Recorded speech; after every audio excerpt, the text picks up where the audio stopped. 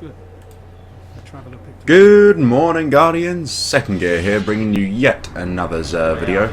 And yeah, we've got some interesting news this week, guys. But let's get on with just quickly.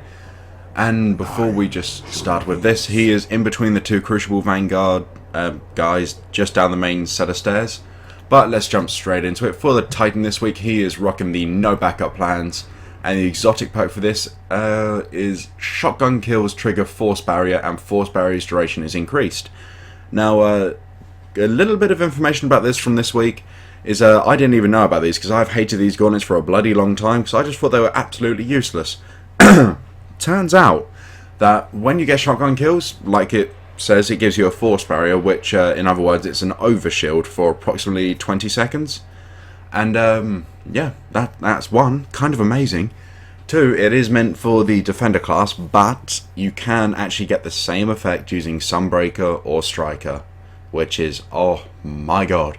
So imagine that, Sunbreaker with not a double overshield, or imagine it in PvP, gets a shotgun kill, gets an overshield, pops his super, still has an overshield, gets a kill, gets another overshield, obviously replacing the old one. In other words, you're a god. It's just OP as hell, but you also have 43 intellect and 44 discipline on this one, which is all good. Increased melee attack speed and increased reload speed with shotgun. So if you're into PvP or the Defender class, or well, just having an extra shield, pick these up, you won't go wrong.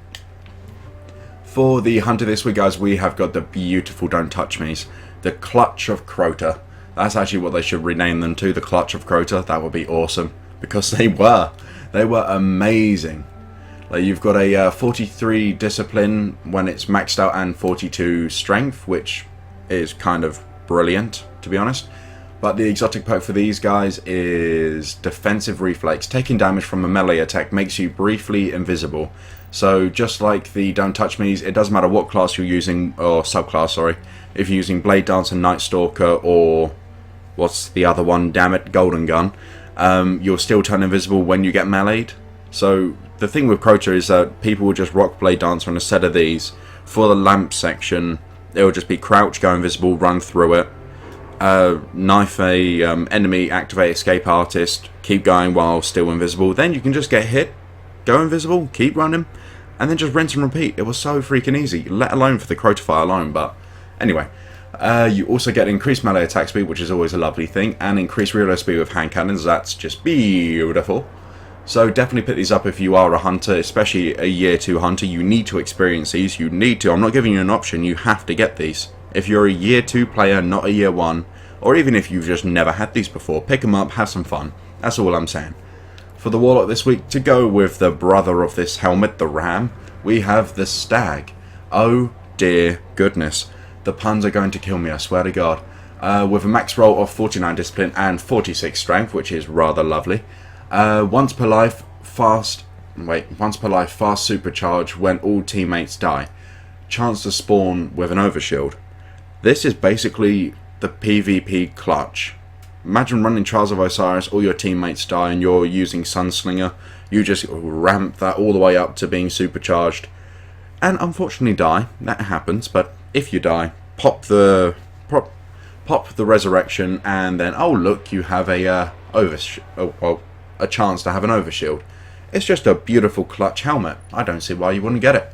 Plus it looks pretty badass, but I cannot show you because I am on my Titan today, as per usual. But also we do have hands-on and invigoration, which gain bonus super energy from melee kills on minions of darkness, or anything but a guardian basically. And invigoration, gain bonus melee energy on all pickups. So just a melee version of infusion where you get health on every all pickup. So you know, it's useful. And you also get heavy lifting bonus super energy from heavy weapon kills on minions of darkness, which if you rock a sword is just a wonderful thing.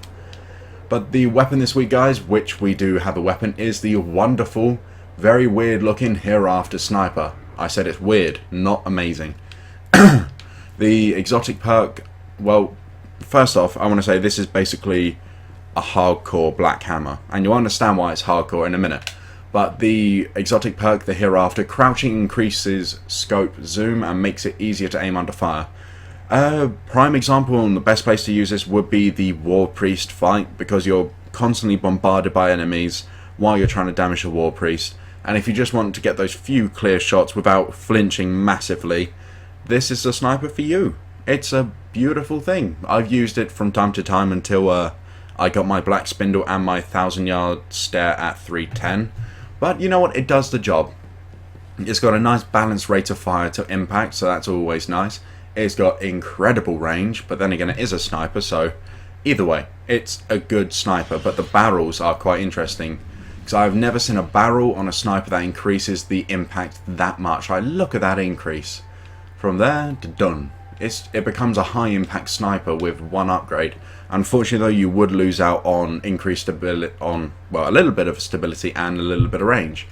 But you can counteract the stability by using the Hereafter perk, so just crouch, makes it zoom in well actually, to be honest, it's quite a bit more. So yeah, you can just counteract that and still have massive increase in impact. But the reason why I say it's a hardcore Black Hammer is because of this. Perfectionist. Magazine is refunded not refilled. Refunded if all shots fired are precision kills. This is what makes it a hardcore Black Hammer.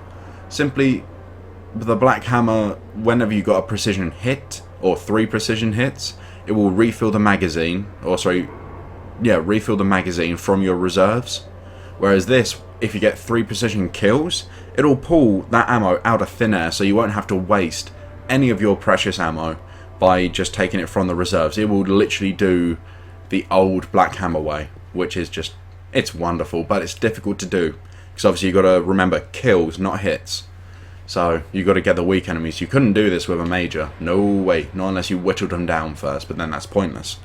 In the middle column we have got Snapshot. Aiming this weapon is incredibly fast. It's always a wonderful thing.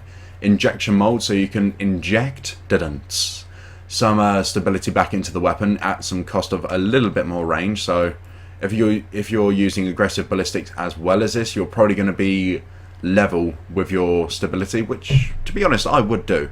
I would. It's a decent kind of to and fro. What is it? I don't know. It's a decent sacrifice. That's basically what I'm trying to say. And finally, we also have speed reload for that minor reload increase, which isn't really worth it in my opinion. But for the final perk, we have blinding light, which is the most interesting thing about this gun. Precision kills with this weapon have a chance to cause a bright flash that can blind nearby enemies. That's pretty cool. It's basically you have a chance of firing flashbang rounds, which is wow. What else can you say? But definitely pick this up if you need it for your collection, or if you're just interested in giving it a try, why not? But the legacy engram this week is the heavy weapon engram. And before we move on, I just want to say, because I've seen it on the forums all bloody week from year 2 players who don't understand these. You will not get a year 2 weapon from these engrams. Legacy is legacy.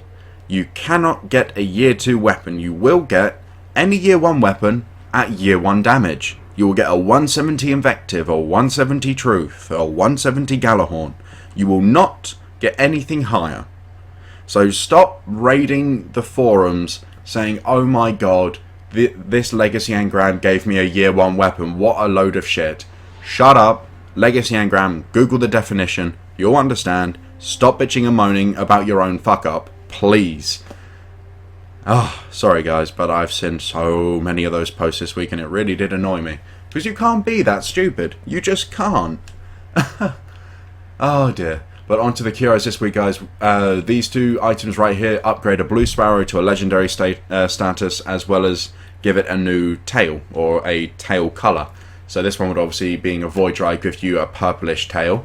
And this one would give you kind of reddish pinkish tail, whatever. But they both cost 23 coins each, which is a bit extortionate. I'd rather stick to the Grave Robber, the Timebreaker, or the the VIP one. I don't know, I can't remember what it's called. But of course he has got his heavy ammo sims naturally, and his 3 of coins, wonderful stuff.